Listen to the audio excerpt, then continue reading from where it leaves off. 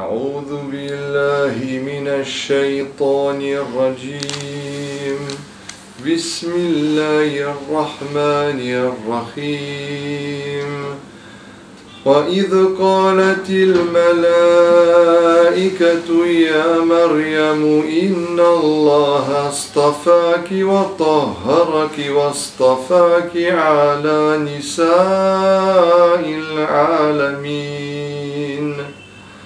يا مريم اقنتي لربك واسجدي واركعي مع الراكعين. Rappelle-toi, quand les anges dirent ô Marie, certes Allah t'a élu et purifié, et il t'a élu au-dessus des femmes des mondes. Ô Marie, obéis à ton Seigneur, prosterne-toi et incline-toi avec ceux qui s'inclinent. Dans ces nobles versets du livre d'Allah, qui depuis 14 siècles glorifie Dieu et sa servante Marie, la mère de Jésus, la pure Marie, la Vierge. Vous avez pris connaissance dans ces versets que Dieu a élu au-dessus des femmes des mondes Marie. Si le prophète Mohammed, paix et bénédiction de Dieu soit sur lui, aurait écrit ce livre, il aurait peut-être pu mettre le nom de sa mère ou dire que celle-ci était élue au-dessus des mondes.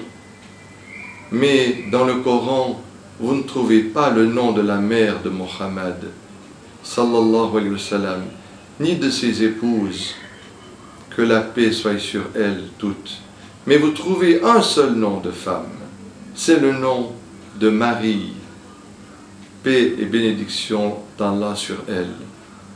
Vous voyez une preuve encore que c'est une révélation qui a été faite au prophète.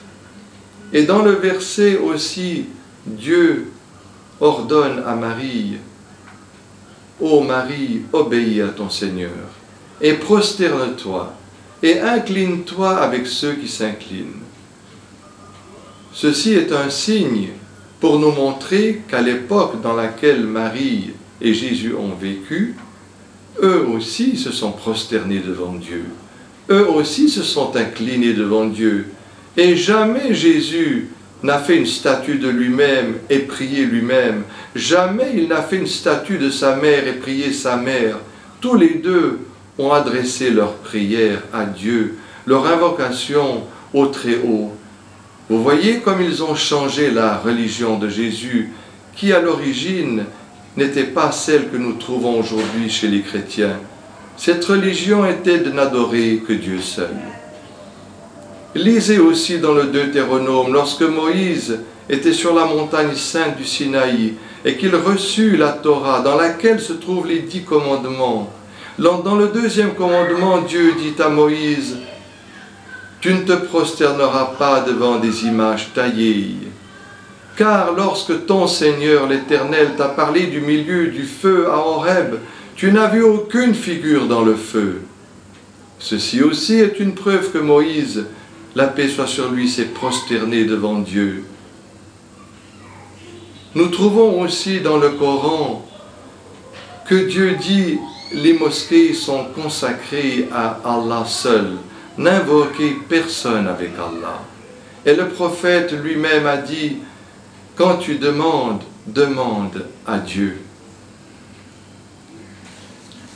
Il y a aussi de nombreux versets dans le Coran dont j'aimerais vous citer le rappel. Car Dieu a dit dans le Coran, le rappel profitera aux croyants. Dans la sourate numéro 6, au verset 82, Dieu dit ceci, « Ceux qui ont cru et qui n'ont jamais troublé leur foi par quelque association, ceux-là ont la sécurité et la bonne guidance. »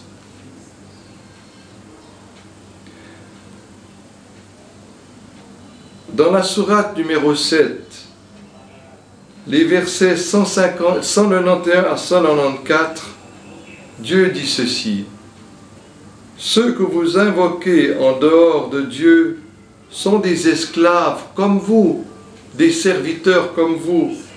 Ils ne créent rien et sont eux-mêmes créés. Dans la sourate El-Imran, la sourate numéro 3 au verset 80, Dieu dit encore: Dieu ne vous ordonne pas de prendre les anges et les prophètes comme seigneurs. Vous ordonnerait-il le kufr, la mécréance, alors que vous êtes soumis à lui, musulmans? Donc nous comprenons de ces versets que le fait d'adorer ou de prendre comme seigneur ou d'invoquer, de demander à un autre que Dieu, à un ange, à un prophète, quelque chose, que cela est de la mécréance et que cela fait sortir de la soumission à Dieu et que cela fait entrer dans la mécréance. Quant à celui qui ne demande pas à un prophète quelque chose, mais qui lui demande d'intercéder auprès de Dieu, ceci n'est pas licite de le faire, car Dieu seul connaît toutes choses. Dans la sourate la table servie, El-Maïda, dans les derniers versets, Dieu dit ceci à Jésus le jour du jugement: ô Jésus, est-ce toi qui as dit aux hommes: prenez-moi comme Seigneur ainsi que ma mère comme divinité en dessous de Dieu? Et Jésus de répondre, il ne m'appartient pas de dire ce que je n'ai pas le droit de dire. Je ne leur ai seulement ordonné de n'adorer que Dieu. Mon Seigneur est votre Seigneur. Si je l'avais fait, tu l'aurais su, car toi, tu connais toutes choses et tu connais l'inconnu. Je ne connais pas ce qui est en toi, mais tu connais ce qui est en moi. Lorsque j'étais parmi eux, c'est moi qui les surveillais, mais quand tu m'as rappelé à toi, c'est toi qui étais le témoin.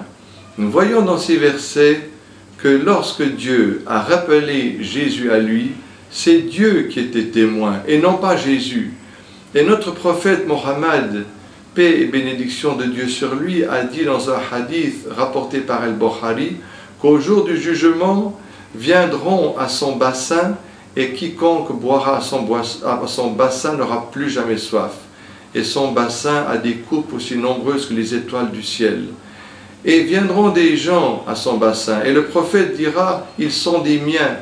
Et on lui dira: non, ils ne sont pas des tiens, car ils ont changé ton enseignement une fois que tu n'étais plus parmi eux. Alors le prophète dit: je répondrai comme Jésus, le serviteur vertueux.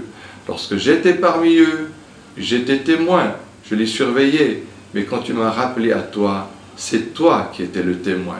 Donc nous comprenons qu'une créature, quelle qu'elle soit, prophète, ne peut pas connaître tout, ne peut pas voir tout et ne sait pas tout. Cela n'appartient qu'à Dieu seul.